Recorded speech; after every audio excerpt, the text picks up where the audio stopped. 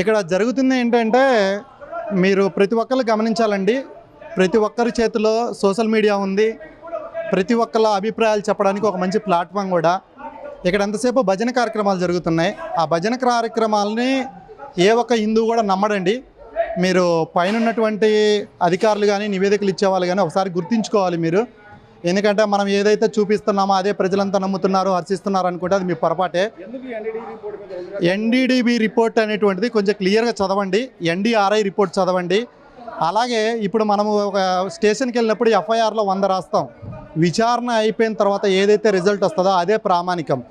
అలాగే ఇప్పుడు ఎన్డీడీబీ రిపోర్ట్లో మీరు క్లియర్ కట్గా చూసినట్లయితే వాళ్ళు పర్సంటేజ్తో సహా ఇచ్చారు. ఈ పర్సంటేజ్ నుంచి ఈ పర్సంటేజ్ మధ్యలో ఉంటే రిజల్ట్ అనేటువంటిది అప్పుడు ఇందులో సో అండ్ సో మనం ఇచ్చినటువంటి ఒక 5-6 మెన్షన్ చేశారు. జంతువుల కొవ్వు కానీ, పామ్ ఆయిల్ కానీ, సన్ఫ్లవర్ ఆయిల్ కానీ, ఇలా ఫిష్ ఆయిల్ కానీ ఒక 5-6 మనం మెన్షన్ చేసాము. 5-6లో ఆ రేంజ్లో వస్తే మాత్రమే కలిసినట్టుగా కన్సిడర్ చేస్తారు. అక్కడ బిలో రేంజ్ ఉంది, అది ఒకసారి గమనించండి. ఎందుకంటే ప్రతి ఒక్కళ్ళు ఈరోజు చదువుకుంటున్నారు, ప్రతి కుటుంబం నుంచి చదువుకున్న వాళ్ళే. కాబట్టి దీని మీద ఇక మీదనైనా సరే రాజకీయాలు చేయడం మానేసి తప్పు జరిగితే తప్పు జరిగిందని క్షమాపణ చెప్పండి. లేదా తప్పు కనుక నిజంగా జరిగి ఉంటే దానికి బాధ్యులైనటువంటి వాళ్ళు ఎవరైతే ఉన్నారో ఖచ్చితంగా వారిని శిక్షించాలి. కొన్ని రోజులు దీంతో రాజకీయం చేసి ఈరోజు మేము వదిలేస్తున్నామంటే ఏ ఒక్క హిందువు కూడా దాన్ని హర్షించడు. ఖచ్చితంగా మేమైతే మాత్రం దీన్ని ప్రజల్లోకి బలంగా తీసుకెళ్తాము. ఖచ్చితంగా దాని మీద ఎవరైతే తప్పు చేశారో తప్పు చేసిన వ్యక్తికి ఖచ్చితంగా శిక్ష పడాలి. ఎందుకు పడదండి? ఇతర మతస్థులు ఎవరైతే ఉన్నారో వారి యొక్క ప్రార్థనా స్థలాల మీద ఏదైనా జరిగినప్పుడు ఇమీడియట్గా వాళ్ళకి శిక్ష పడుతున్నప్పుడు, ఒక హిందుత్వం మీద జరిగినప్పుడు, ఆ హిందుత్వం మీద దాడులు జరిగినప్పుడు దానికి సంబంధిత వ్యక్తుల మీద ఎందుకు చర్యలు తీసుకోవట్లేదు? గత ప్రభుత్వం కానివ్వండి, ఈ ప్రభుత్వం కానివ్వండి, ఇంకో ప్రభుత్వం కానివ్వండి. ఎందుకు అంటే హిందువులు అంటే చులకన? హిందుత్వం మీద అన్యాయం జరిగితే ఎవరు చర్యలు తీసుకోరా? ఎన్ని రోజులు కావాలి? ఎన్ని సంవత్సరాలు కావాలి? మీరు దీని మీద నివేదికలు కానీ లేకపోతే దీని మీద మీరు ఒక క్లియర్ కట్గా పలాని వాళ్ళు ఇది చేశారు అని చెప్పి నిర్ధారించడానికి ఎంత సమయం కావాలి? ఎన్డీడీబీ రిపోర్ట్ రావడానికి 3 సంవత్సరాల సమయం తీసుకున్నారు.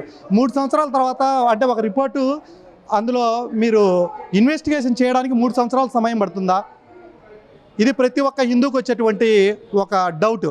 ఆ డౌట్ని క్లియర్ చేయాల్సినటువంటి బాధ్యత ఎన్డీడీబీకి కూడా ఉంది. 3 సంవత్సరాలు పడుతుంది ఆ సమయం. కొంచెం ఇక్కడ ఉన్నటువంటి స్టేట్ గవర్నమెంట్లో ఉన్నటువంటి అధికారులు కానీ, హిందువులో మీకు ఉన్నటువంటి కొన్ని ధర్మ సందేహాలు ఉన్నాయి, వాటన్నిటిని కూడా నివృత్తి చేయాల్సినటువంటి అవసరం ఎంతైనా ఉంది. దాంతోపాటు సంబంధిత ఆధారాలు చూపించాల్సినటువంటి అవసరం కూడా ఉంది. ఎందుకంటే మీరు అలిగేషన్ చేసినప్పుడు మిగతా సభ్యులు కానీ లేకపోతే మీ అపోనెంట్స్ కానీ వాళ్ళు ఎవరైతే మీ ముందుకు డాక్యుమెంట్ రూపంలో తీసుకొచ్చి చూపిస్తున్నారో మీరు ఇచ్చేటువంటి ప్రతి నివేదికను కూడా మాకు డాక్యుమెంట్ రూపంలో చూపించండి. నిన్న కూడా ఒక చిన్న ఇన్సిడెంట్ చూశాను. గత కొద్ది రోజులకు కనుక మనం అబ్జర్వ్ చేసినట్టయితే గత 3 నెలల నుంచి ప్రతిరోజు రోజుకొక ఇష్యూ అనేటువంటిది బయటకు వస్తుంది జనాలకి. అది కూడా హిందువుల మీదే వస్తుంది. నిన్న నేను చూసినటువంటి ఒక ఇష్యూ ఏంటంటే తిరుమలకి వెళ్ళేటువంటి బస్సు టికెట్లో బ్యాక్ సైడ్ వచ్చేసరికి అన్యమతస్తుల్ని అన్యమత ప్రచారం అటువంటి ప్రోత్సహించే విధంగా ఉంది అని చెప్పేసి ఒక స్టేట్మెంట్ ఇచ్చారు. దానికి గత ప్రభుత్వంలో ఉన్నటువంటి దేవాదాయ శాఖ మంత్రి టీటీడీ మంత్రి బొమ్మన కరుణాకర్ రెడ్డి గారు కూడా ఒక టీటీడీ చైర్మన్ గారు ఆయన ఒక రిప్లై ఇచ్చారు. దానికి ఏంటంటే గత ప్రభుత్వంలో టికెట్ ఎలా ఉన్నాయి, ఇప్పుడు ఉన్నటువంటి ప్రభుత్వంలో టికెట్ ఎలా ఉంది అనేటువంటి చూపించారు. దానికి ఈ ప్రభుత్వం నుంచి కూడా రిప్లై స్పందన అనేటువంటిది రావాలి.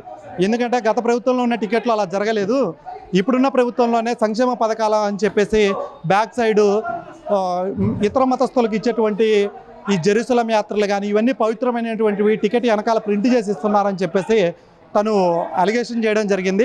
అది ఎంతవరకు వాస్తవం అనేటువంటిది మీరు దాని మీద ఇన్వెస్టిగేషన్ చేసి ఇది నిజము ఇది తప్పు అనేటువంటిది మీరు నిరూపించాల్సినటువంటి అవసరం కూడా ఉంది. ఇంకోటి విషయం ఏంటంటే ఎందుకు హిందుత్వం మీద రోజుకొక ఇష్యూ అనేటువంటిది రైజ్ చేస్తున్నారు? హిందుత్వం తప్ప మీకు ఏరేటువంటి దారులు లేవా మీరు రాజకీయం చేసుకోవడానికి? హిందుత్వంతోనే ఎందుకు రాజకీయం చేస్తున్నారు?